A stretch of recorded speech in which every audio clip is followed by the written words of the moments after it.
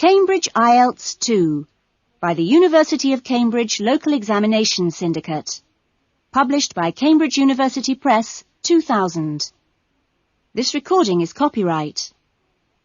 Cassette 2, Side 1. Test 3. You will hear a number of different recordings, and you will have to answer questions on what you hear. There will be time for you to read the instructions and questions, and you will have a chance to check your work. All the recordings will be played once only. The test is in 4 sections. Write all your answers in the listening question booklet. At the end of the test, you will be given 10 minutes to transfer your answers to an answer sheet. Now turn to Section 1.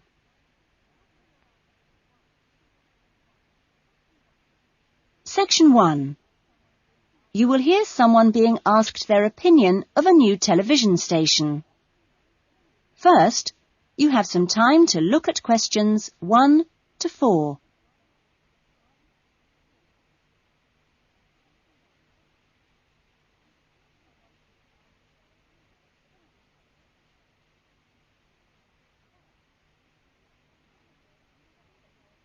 You will see that there is an example that has been done for you.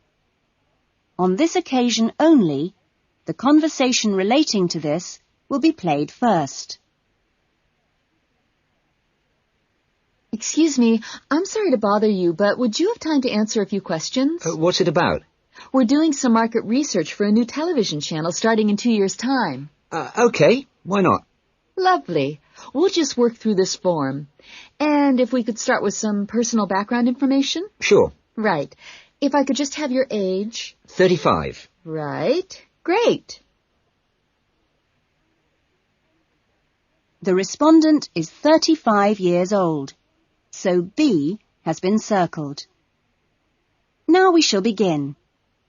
You should answer the questions as you listen, because you will not hear the recording a second time. Listen carefully to the conversation and answer questions 1 to 4. Excuse me, I'm sorry to bother you, but would you have time to answer a few questions? What's it about? We're doing some market research for a new television channel starting in 2 years' time. Okay, why not? Lovely. We'll just work through this form. And if we could start with some personal background information? Sure. Right. If I could just have your age? 35. Right. Great. And your job? Systems analyst. But for the form, I don't know whether it would count as professional or business or what. What do you think? Okay, it's more like business. Fine. And would you mind my asking about your salary, or we can leave it blank? No, I don't mind. It's 40,000 a year. Oh, thank you. Right. About your current watching habits. What would you say is your main reason for watching TV? Well, at work, I tend to read for information and what have you, so I'd say that with TV, it probably just helps me relax and unwind. Fine. And how many hours a day, on average, do you watch TV? Not a lot, really. I should say just over an hour. You now have some time to look at questions 5 to 10.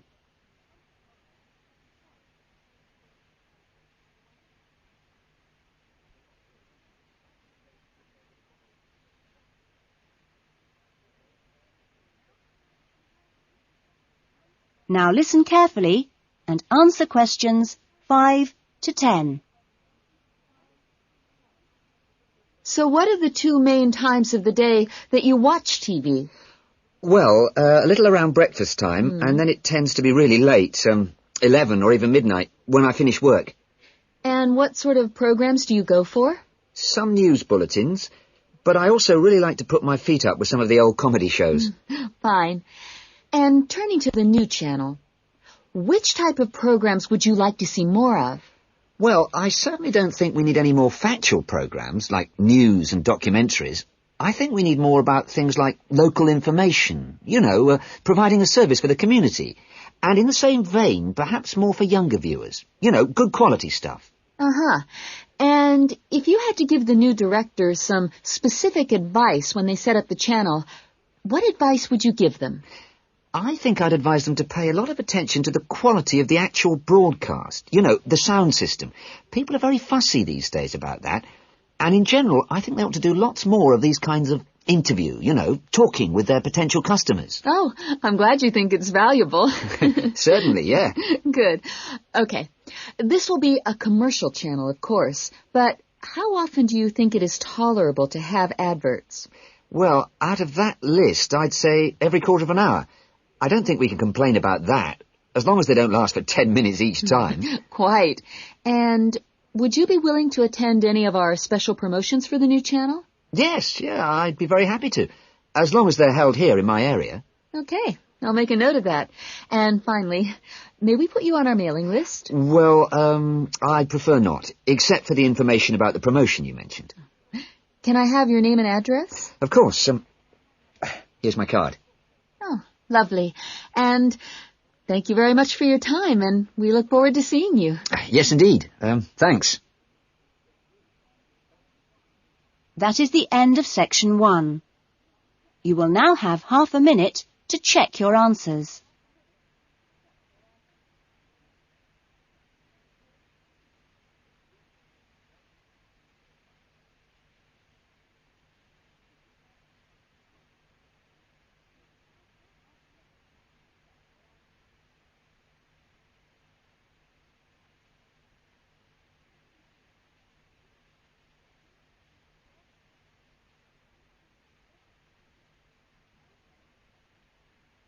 Now turn to section 2.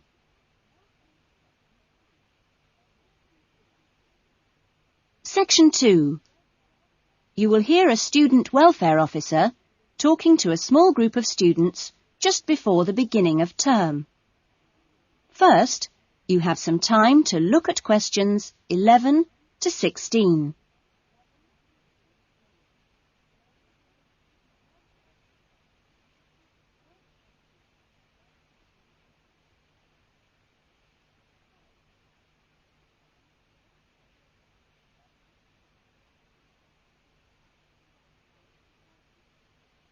Now listen carefully to the talk and answer questions 11 to 16.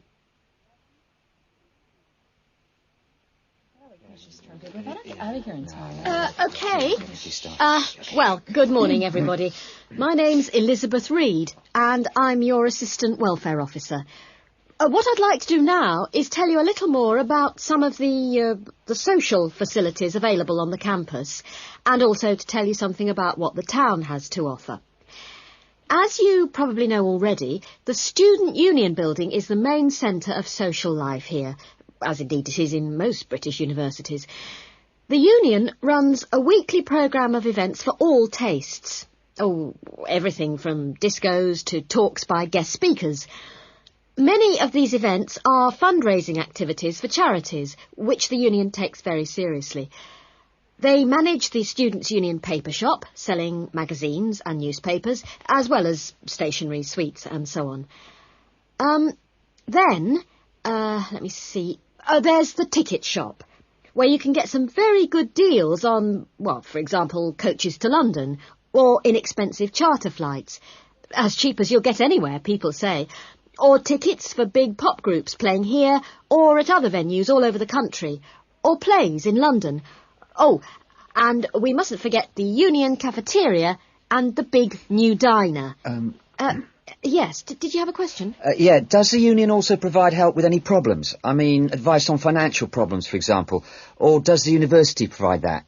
Yes, the Union run their own advice service, offering help with financial matters, such as grants. I'm sure you realise anything medical should be discussed with the University Medical Service, which also has an excellent counselling centre. I think that was made clear yesterday. However, the Union has its own officer who can give advice on legal problems. You now have some time to look at questions 17 to 20.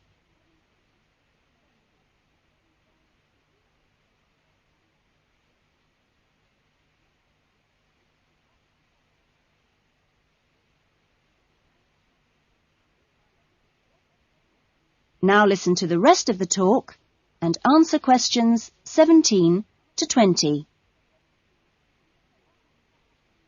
Now, on to Radford. For a town of its size, Radford has some unusually good leisure and community facilities and has quite a good shopping centre with an interesting range of shops. As you go into Radford, there's a new, well, quite new, Olympic-sized swimming pool. That's on the outskirts at a place called Renton. Above the pool, there's a high-tech fitness centre.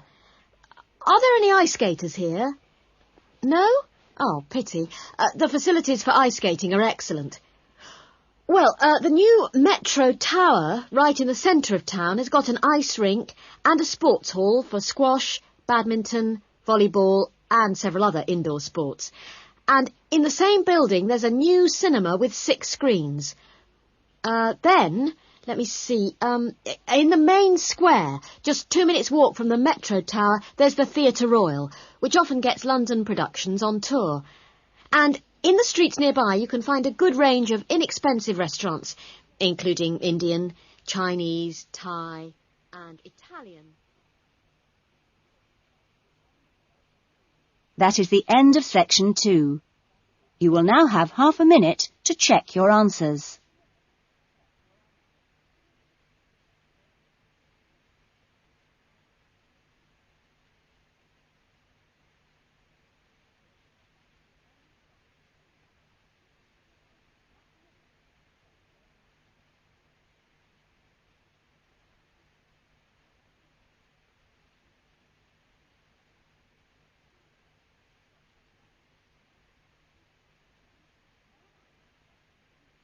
Now turn to section 3.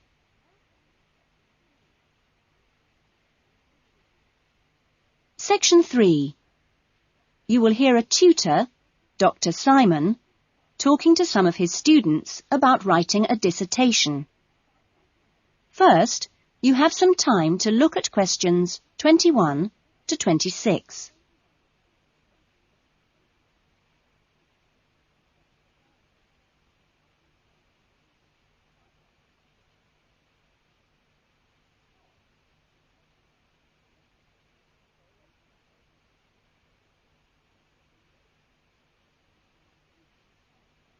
Now listen to the discussion and answer questions 21 to 26. OK, welcome back to the new term. Hope you've had a good break and that you're looking forward to writing your dissertation. Now, what I'd like to do in this session is give you the opportunity to ask questions on writing the dissertation. Requirements, milestones, who to see when you need help. It's very informal. It may all be written on paper, but it's nice to get it confirmed. So, anything you'd like to ask? Dr. Simon, is there a fixed hand-in date yet? Right, I can confirm that that's the 21st of May, not the 20th, as we first stated. OK? Jane? What about the word limit? Well, we try to be pretty flexible on this, but in broad terms it's 18 to 20,000. Ah. And you can choose your topics, anything from years 2 and 3. Yes? I still haven't got any idea what I want to do it on. Who... Well, you should see your course tutor to agree on your final title, and you should also be aware that there's a special programme running on research methods for anyone who wants some extra help on that. Can I just check on the deadlines for everything? Yes, sure. Look, let me write it on the board. When the different stages have to be completed. First of all, you've got to work on your basic bibliography. And that's due into your course tutor by the 31st of January, which is just 2 weeks away, so you'd better get a move on that.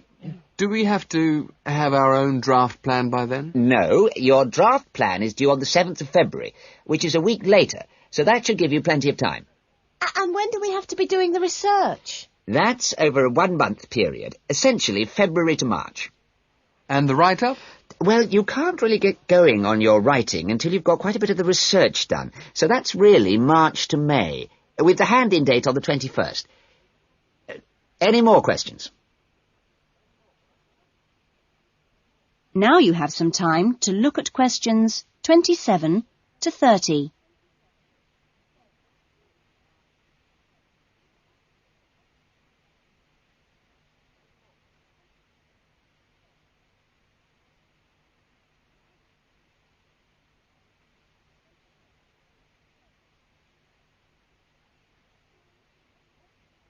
Now listen to the rest of the discussion and answer questions 27 to 30. Well, sir, just some advice, really. It's about computers. Would you advise us to buy one? What can I say, Andy? I know it's a massive expense, but I really feel it would be of great benefit. You can always look in the student union adverts for second-hand ones. Yes? I've been looking at some of last year's dissertations. Oh, is that a good idea, sir? I heard... Well, I don't think you should read them in detail too early, or you might end up taking more of their ideas than you realise. But yes, it really is the best guide you can have to the expectations of of what's expected when you write a dissertation. Sorry, Jane, I interrupted you. That's okay. It's just that they did a lot of research using questionnaires. Is that a good idea? I think questionnaires are very good at telling you how people fill in questionnaires. But to be frank, they tell you very little else. Avoid them. About interviews, is it okay if we interview you? The tutors? I don't see why not. They don't have any special contribution to make, but you can if you want. There's a whole section on this issue in the research guide. I'm afraid it's slightly out of date, and you're probably better talking to the tutor on the research methods course. But you might find it useful to start there. Okay. Thanks. Okay, well, great. I hope that's sorted a few things out. You can always come and see me or drop me a note if you've got any more queries. Right. Fine. Okay, thanks. That is the end of section 3. You will now have half a minute to check your answers.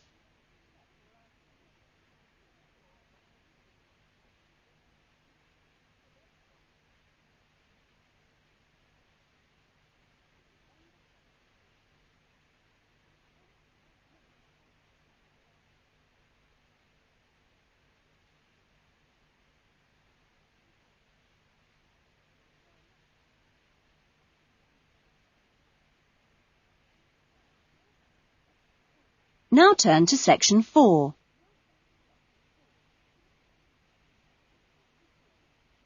Section 4. You will hear a lecture about the lack of rainfall in Australia. First, you have some time to look at questions 31 to 40.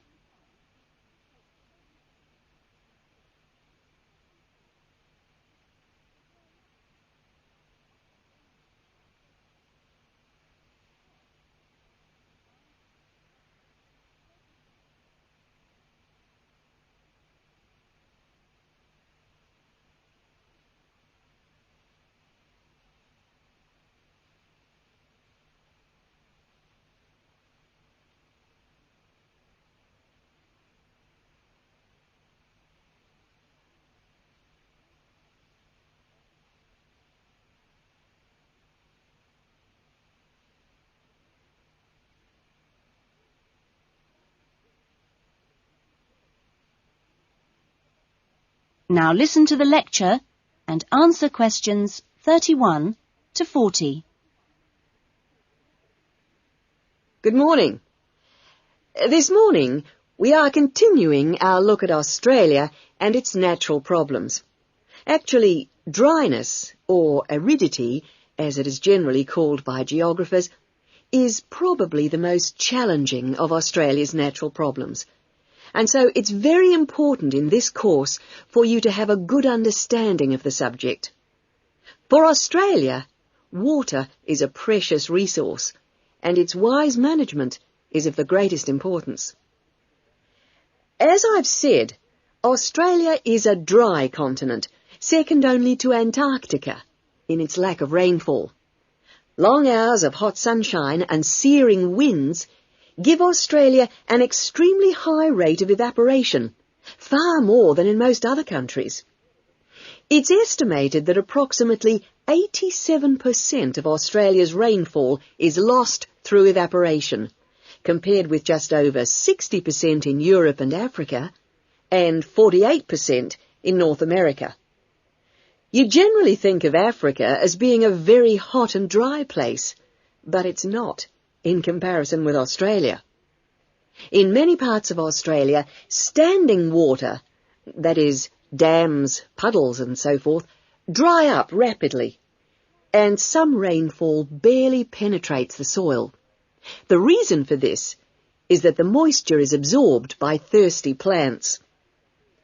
Some parts of Australia are dry because rainwater seeps quickly through sandy soils and into the rock below. In parts of Australia, this water, which seeps through the sandy soil, collects underground to form underground lakes. Water from these subterranean lakes can be pumped to the surface and tapped, and so used for various purposes above the ground. In fact, extensive underground water resources are available over more than half of Australia's land area. But most of the water is too salty to be used for human consumption or for the irrigation of crops. However, most inland farmers do rely on this water for watering their animals and, where possible, to a lesser extent, for irrigation. Underground water can flow very large distances and can be kept in underground reservoirs for a very long time. Water from these underground reservoirs bubbles to the surface as springs in some parts of the country, and these rare sources of permanent water were vital to early explorers of inland Australia and to other pioneers last century who used the springs for survival. But in many places, levels have fallen drastically through continuous use over the years. This has necessitated the pumping of the water to the surface. Remarkably, underground water sources in Australia supply about 18% of total water consumption. So you can see it's quite an important source of water in this dry land. So, most of the consumption of water in Australia comes from water which is kept above ground. More than 300 dams regulate river flows around the country. The dams store water for a variety of functions. The rural irrigation of crops, without which many productive areas of the country would not be able to be farmed. The regulation of flooding, a serious problem which will be dealt with later in the course. And last but not least, the harnessing of the force of gravity for the generation of electricity. That is all we have time for this morning, but you'll be able to do further study on this important area in the library. I have a handout here with references on the subject, so if you're interested, please come up to the desk and take a copy. Next week's lecture is a case study of an outback farm, and it'll be going into detail about some of the problems we've discussed here. That is the end of section 4. You will now have half a minute to check your answers.